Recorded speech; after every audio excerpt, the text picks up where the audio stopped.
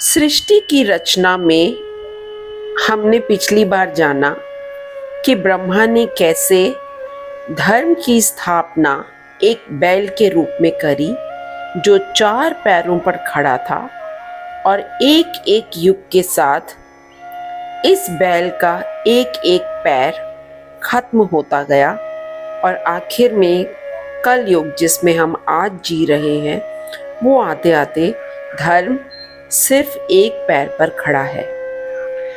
धर्म का एक पैर पे खड़ा होना इस बात का सूचक है कि धर्म बहुत कमजोर हो चुका है। ब्रह्मा का काम अभी खत्म नहीं हुआ था। उन्होंने अग्नि, कामदेव, दक्ष, विश्वकर्मा और नारद इन सबको क्रिएट किया।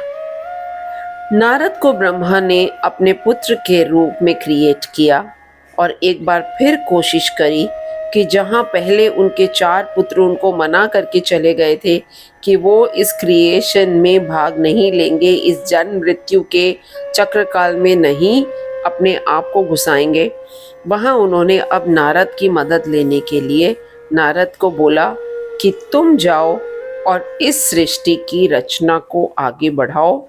लेकिन बहुत ही डिसअपॉइंट हो गए ब्रह्मा, क्योंकि उनके नारद बेटे ने भी उनको साफ मना कर दिया और ब्रह्मा को मायूसी, गुस्सा, डिसअपॉइंटमेंट ये सारे भाव उनके अंदर आ गए और अनायास ही उन्होंने अपने इस बेटे को, नारद बेटे को, फिर से एक बार अपशब्द मुंह से बोल दिए। क्या बोला? उन्होंने बोला जाओ तुम गंधर्व बन जाओ। जैसे श्राप देते हैं ना, श्राप दे दिया कि जाओ तुम गंधर्व बन जाओ। नारद को बहुत दुख हुआ और बहुत ही दुख और गुस्से के साथ उन्होंने भी वापस अपने पिता को यानी कि ब्रह्मा को श्राप दे डाला कि जैसे आज आप अपने शब्दों पर काबू नहीं रख सके, अपने गुस्से और अपने दुख पर काबू नहीं रख सके, वैसे ही आने वाले वक्त में आप अपनी वासना पर भी काबू नहीं रख पाएंगे। ऐसा कह के नारद वहाँ से चले गए और ब्रह्मा की आंखों में अचानक ही आंसू आ गए। उन्हें लगा कि उनका पूरा संसार डूब रहा है और वो कुछ भी नहीं कर पा रहे। लेकिन ऐसे में ही ऐसा हुआ कि उन्होंने कामना भी नहीं की थी।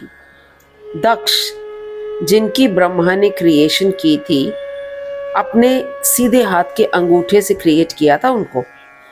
उन्होंने सप्त ऋषियों को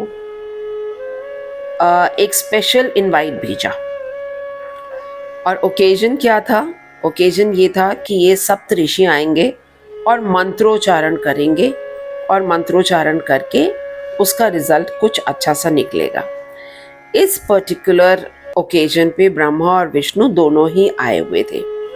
लेकिन कमाल की बात तो ये थी कि विष्णु भगवान ने ब्रह्मा को फिर से एक ही बात बोली कि इस क्रिएशन को अगर आगे बढ़ाना है, इस सृष्टि को अगर आगे बढ़ाना है तो आपको शिवा की ही मदद लेनी पड़ेगी। ब्रह्मा गए, शिवा मेडिटेशन में बैठे थे और ब्रह्मा उनके पास जाके बैठ गए चुपचाप और वेट करते रहे कि वो अपने मेडिटेशन से कब बाहर आएंगे। जब शिवा ने आंखें खोली तो ब्रह्मा ने हाथ जोड़कर उनसे रिक्वेस्ट किया कि शिवा प्लीज़ हमको हेल्प करो, इस सृष्टि की रचना में, इस सृष्टि को आगे बढ़ाने में हमें आपकी हेल्प चाहिए। लेकिन अपने जैसे इमॉर्टल्स यानी कि अमर लोगों को रिक्रिएट मत करो, हमें कुछ ऐसा सल्यूशन चाहिए जिससे कि जीवन मृत्यु के इस काल में सृष्टि आगे बढ़ सके। इस समय जन्म हुआ किसका पता है? शिवा के उस रूप का जहाँ वो आधा पोर्शन जो थे वो औरत थे और आधा पोर्शन जो थे वो आदमी थे। शिवा का ये रूप जो था वो सिर्फ एक इंडिकेशन था ब्रह्मा के लिए कि इस सृष्टि को अगर बढ़ाना है तो यहाँ पर नारी और पुरुष दोनों का होना बहुत ज़रूरी है। शिवा के इस रूप को हम सब लोग अर्धनारीश्वर के नाम से जानते हैं और ये रूप उन्होंने उसी लिए लिया कि वो ब्रह्मा को बता सके कि सृष्टि की रचना में स्त्री और पुरुष दोनों का होना बहुत जरूरी है। शिव और शक्ति, देव और देवी, इनका होना बहुत जरूरी है। बस ब्रह्मा जी को क्या चाहिए था? ब्रह्मा जी को तो एक लीड चाहिए थी। ब्रह्मा जी को लीड मिल चुकी थी और उन्होंने अब क्रिएट किया वो जोड़ी को जिसने एक्चुअली इस सृष्टि को आगे बढ़ाया, यानी कि एक मानव जोड़ी जहां पर एक स्त्री और एक पुरुष था। इस धरती पर जन्म लेने वाले पहले पुरुष का नाम था मनु और स्त्री का नाम था ब्रह्मी। तो इस तरह शुरुआत हुई सृष्टि को आगे बढ़ाने की। पहला पुरुष और पहली स्त्री इस धरती पर जन्म ले चुके थे।